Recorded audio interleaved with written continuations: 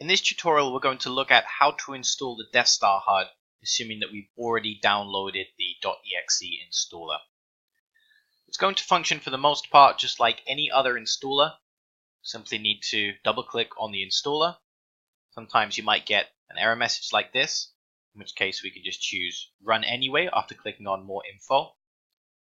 We now get this dialog box asking us to select the install location. Now, by default, HandToNote chooses to install itself into C drive program files. This is where the installer should be pointed to in most cases. So once it's pointed at C drive program files or wherever else we need to point it, we can click Install, and it should start transferring the files to the appropriate directory.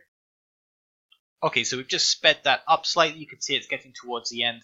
Next step is really just to check that everything has been installed correctly and that HandToNote is actually picking up the config. First recommended check is just to go to C drive, to go to program files, then click on HandToNote. And inside HandToNote, this config folder should be populated. In particular, if we go into the filters folder, we can see where it says Weasel Cache. You can see that it's clearly imported the right files.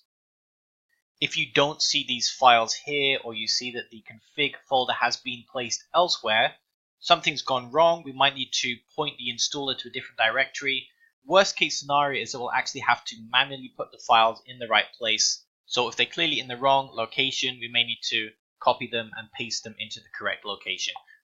Usually this will all be completely unnecessary. However, we simply run the installer. The files are going to be in the right place. This is just a cursory check to make sure that it's being processed correctly and that the filters are in the right folder. The next step is going to be to fire up HandToNote.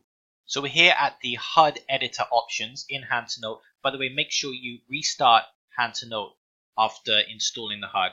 So we've opened up a fresh version of HandToNote. We come to the HUD editor.